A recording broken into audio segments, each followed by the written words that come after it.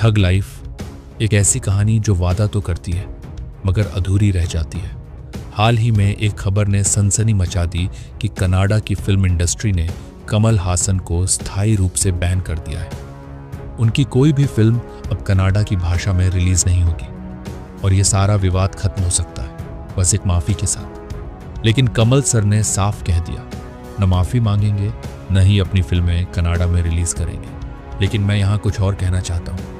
कमल sir को माफी तो मांगनी ही पड़ेगी और सिर्फ कनाडा से नहीं बल्कि भारत के हर कोने में बसे उनके प्रशंसकों से, हर भाषा में उनके चाहने वालों से। वजह सिर्फ एक नाम, ठग लाइफ। क्या सोचा था और क्या बन गया। काश कोई जादू हो पाता और बीते 3 घंटे मेरे दिमाग से मिट जाते। 200 करोड़ के बजट में अगर ऐसा सिनेमा बनता है तो फिर क्या फायदा। इससे तो बेहतर है 6 करोड़ में टूरिस्ट फैमिली जैसी फिल्म बनाई जाए जिसकी तारीफ खुद राजा मौली को करनी पड़े। आसान शब्दों में कहूं तो ठग लाइफ ने वही किया जो कभी ठग्स ऑफ हिंदुस्तान ने दर्शकों के साथ किया था। उम्मीदों को तोड़ा, सपनों को चकनाचूर किया। कहानी की शुरुआत दिल्ली के गैंगवॉर से कैलाश तक। फिल्म की शुरुआत दिल्ली के गैंगवॉर से होती है। 2 गैंग्स जो खून खराबे को खत्म कर समझौता करना चाहते हैं, लेकिन तभी पुलिस की दखलंदाजी हो जाती है।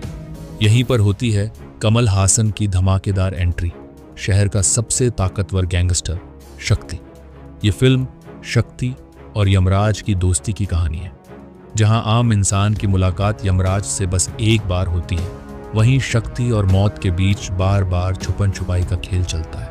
एक पल ऐसा आता है जब मौत शक्ति के सबसे करीब होती है, लेकिन एक छोटा सा बच्चा उनके बीच कवच बनकर खड़ा हो जाता है। शक्ति का अब एकमात्र मिशन है इस बच्चे को दुनिया का सबसे ताकतवर इंसान बनाना, चाहे इसके लिए उसे खुद बर्बाद क्यों ना होना पड़े। लेकिन कहानी यहां से 360 डिग्री पलट जाती है। दिल्ली की गलियों से सीधे भगवान शिव के घर कैलाश पर्वत तक पहुंच जाती है। बर्फ, तूफान और हजारों फीट की ऊंचाई से गिरता एक इंसान जो बर्फ में बुरी तरह दब जाता है। यहीं से शुरू होती है असली ठग लाइफ कॉन्सेप्ट। शानदार लेकिन अधूरा फिल्म का कॉन्सेप्ट बेहद दिलचस्प है। दिल्ली के अंडरवर्ल्ड गैंगवॉर को मुगल काल से जोड़ा गया है। याद है ना, औरंगजेब ने अपने बाप को जेल में डाल दिया था सिर्फ दिल्ली के तख्त और ताकत के लिए। ठग लाइफ का आधार भी यही है, बाप बनाम बेटा। इसमें एक्शन है, हिंसा है, गहरे इमोशन है और एक दिमाग हिला देने वाला क्लाइमैक्स। शुरुआत तो ठीक ठाक होती है, लेकिन धीरे धीरे यह फिल्म उस बर्फीले पहाड़ से नीचे लुढ़कने लगती है और चोट दर्शकों को लगती है। कहानी सुनने में जितनी रोमांचक लगती है, देखने में उतनी ही फीकी पड़ती है। जो लोग स्लो मूवीज पसंद नहीं करते वे शायद सेकंड हाफ में ऊँघने लगे। मणिरत्नम का जादू क्यों नहीं चला। फिल्म को डायरेक्ट किया है मणिरत्नम ने, जिन्होंने गुरु, युवा, रोजा और बॉम्बे जैसी क्लासिक फिल्मों से भारतीय सिनेमा का नाम दुनिया भर में रोशन किया। लेकिन ठग लाइफ, ये फिल्म उनके नाम को कहीं नहीं ले जाती। सच कहूं तो मैं कंफ्यूज हो गया। क्या ये फिल्म ज़्यादा खराब है या इसकी मेकिंग में ही कमी है। ऐसा लगता ही नहीं कि मणिरत्नम जैसे जीनियस ने इसे बनाया।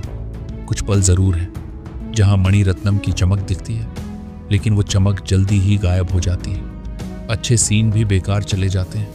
कमल हासन, स्क्रीन प्रेजेंस का जादू। लेकिन फिल्म में एक चीज़ जो वाकई काबिल तारीफ है वो है कमल हासन की स्क्रीन प्रेजेंस।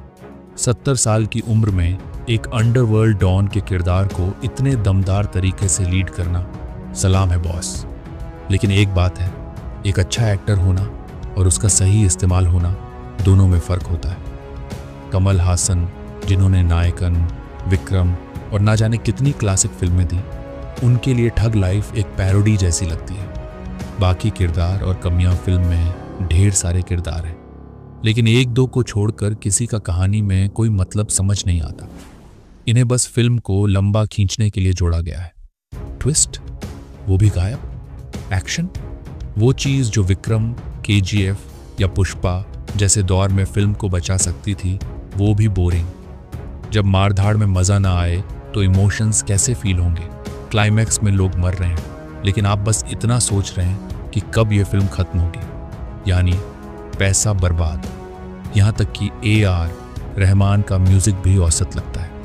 एक गाना जिसमें सानिया मल्होत्रा है वो थोड़ा अलग और अच्छा है, लेकिन बाकी सब फीके।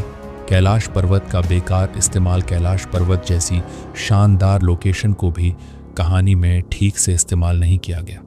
सीन दिखाने की बजाय बस बोलकर बता दिया गया।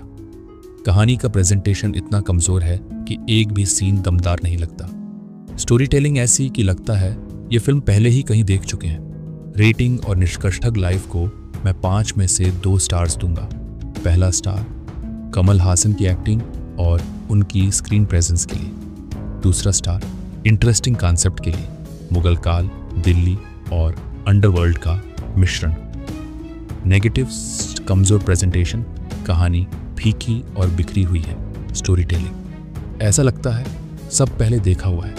एक्शन और म्यूजिक दोनों ही निराश करते हैं। अनावश्यक किरदार, कहानी को लंबा खींचने के लिए डाले गए बिना किसी उद्देश्य के। इंडियन 2 के बाद अब ठग लाइफ।